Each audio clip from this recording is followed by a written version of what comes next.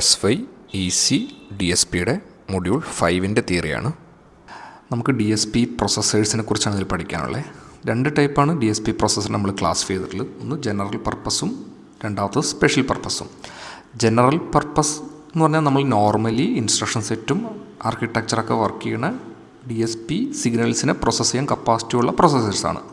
Special purpose എന്ന് പറഞ്ഞാൽ നമ്മൾ മൊഡ്യൂൾ 1 പഠിച്ചല്ലോ, FFTനൊക്കെ കാൽക്കുലേറ്റ് ചെയ്യാനുള്ള ആപ്ലിക്കേഷൻസ് ഉപയോഗിക്കണേ, അതിനുവേണ്ടി സ്പെഷ്യലി ഡിസൈൻ ചെയ്തേക്കണ പ്രോസസ്സേഴ്സാണ് നമ്മുടെ സ്പെഷ്യൽ പർപ്പസ് DSPs. അതിൽ ജനറലിലെ രണ്ട് ടൈപ്പ് ഉണ്ട്, ഫിക്സഡ് പോയിൻറ്റും ഫ്ലോട്ടിംഗ് പോയിൻറ്റും. അതിലെ ഫ്ലോട്ടിംഗ് പോയിൻ്റ് പ്രോസസ്സറിനെ കുറിച്ചാണ് നമുക്ക് പഠിക്കാനുള്ളത്. TMS 320C67XX. XX അതിൻ്റെ ഫാമിലി നെയിംസാണ് ഇൻഡിക്കേറ്റ് ചെയ്യണത്. നമുക്ക് അത്രയുമാണ് പ്രോസസ്സേഴ്സ് ഉള്ളത്, പക്ഷേ നമുക്കതിൽ C67 കുറിച്ചാണ് പഠിക്കാനുള്ളത്. നമുക്ക് ആദ്യം ജനറൽ ഈ പ്രോസസ്സേഴ്സിൻ്റെ ക്യാരക്ടറിസ്റ്റിക്സ് ആണ് ആദ്യം പറയാൻ പോണത്.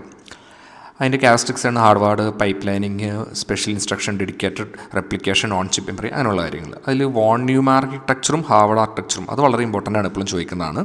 നമ്മൾ പണ്ടത്തെ സിസ്റ്റങ്ങൾ ഉപയോഗിച്ചിട്ടുണ്ടെന്ന ഒരു ടൈപ്പ് ഓഫ് മെമ്മറി സിസ്റ്റമായിരുന്നു വോൺ ന്യൂമാൻ ആർക്കിടെക്ചർ. അതിൽ പ്രത്യേകത, നമുക്ക് പ്രോഗ്രാമിനും ഡാറ്റയ്ക്കും കൂടി ഒരു മെമ്മറി ഉണ്ടായിട്ടുള്ളൂ. അപ്പോൾ നമുക്കൊരു ഇൻസ്ട്രക്ഷൻ എക്സിക്യൂട്ട് ചെയ്യണമെങ്കിൽ പ്രോഗ്രാമും ഡാറ്റയും ഫെച്ച് ചെയ്തിട്ട് വേണം എക്സിക്യൂട്ട് ചെയ്യാൻ. ഇത് രണ്ടും ഒരു മെമ്മറിയിൽ സ്റ്റോർ ചെയ്തുള്ള കുഴപ്പമെന്ന് പറഞ്ഞാൽ നമുക്ക് സൈമൾട്ടേനിയസ് ആയിട്ട് ആക്സസ് ചെയ്യാൻ പറ്റില്ല. ആദ്യം പ്രോഗ്രാം എടുത്തതിന് ശേഷം മാത്രമേ ഡാറ്റനെ എടുക്കാൻ പറ്റുള്ളൂ. അപ്പോൾ അത് ഭയങ്കര സ്ലോ ആയിരുന്നു. അപ്പോൾ ആ ഒരു പ്രശ്നം പരിഹരിച്ചുകൊണ്ടാണ് നമ്മൾ ഹാർഡ്വെയർ ആർക്കിടെക്ചർ ഇംപ്ലിമെൻറ്റ് ചെയ്തത്. അത് നമ്മൾ കണ്ട ഫിഗർ കാണിച്ചേക്കണ പ്രോഗ്രാമിനും സെപ്പറേറ്റ് വേഴ്സ് ഉണ്ട്, ഡാറ്റയ്ക്കും സെപ്പറേറ്റ് വേഴ്സ് ഉണ്ട്. അപ്പോൾ നമുക്ക് സൈമൾട്ടേനിയസ് ആയിട്ട് ഇതൊക്കെ ആക്സസ് ചെയ്യാൻ പറ്റും. അപ്പോൾ എല്ലാ ഇൻസ്ട്രക്ഷൻസും ഫാസ്റ്റായിട്ട് എക്സിക്യൂട്ട് ചെയ്യാൻ പറ്റും. പിന്നുള്ളത് പൈപ്പ് ലൈനിങ് ആണ്. പൈപ്പ് ലൈനിങ് ഒരു ഇൻസ്ട്രക്ഷൻ ലൈഫ് സൈക്കിളിനാണ് നമ്മൾ പൈപ്പ് ലൈൻ എന്ന് വിളിക്കുക. അത് നമ്മൾ ഇൻസ്ട്രക്ഷൻ ഫെച്ച് ചെയ്യും, ഡീകോഡ് ചെയ്യും, എക്സിക്യൂട്ട് ചെയ്യും.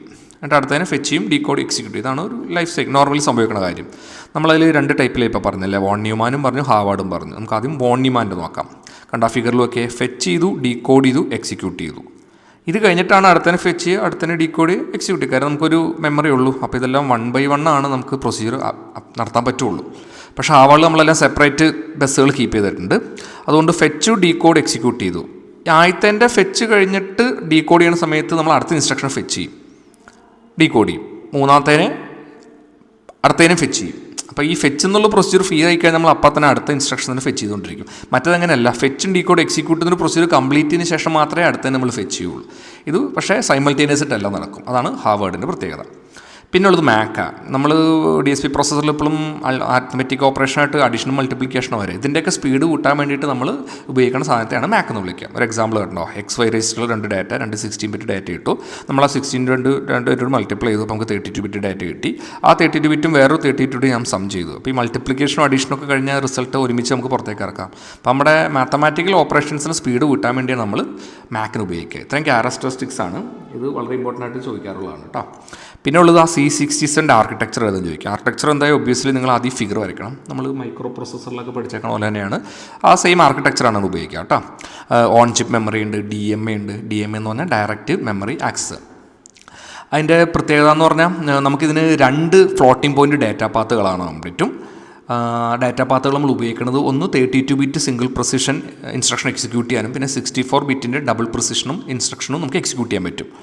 പിന്നെ ഉള്ളത് 4 എക്സിക്യൂഷൻ യൂണിറ്റ്സ് ആണ്. അത് നമ്മൾ ഫിഗറിൽ മാർക്ക് ചെയ്തേക്കണേ L, S, M, D. അത് 2 ഡാറ്റാ പാത്ത് ഉള്ളതുകൊണ്ടാണ് 1ഉം 2ഉം വെച്ച് എഴുതിയേക്കണം. അത് 2 രജിസ്റ്ററിലായിട്ടായിരിക്കും നമ്മൾ കാണുക. ഒന്ന് രജിസ്റ്റർ Aയിലും മറ്റൊരു രജിസ്റ്റർ Bയിലും.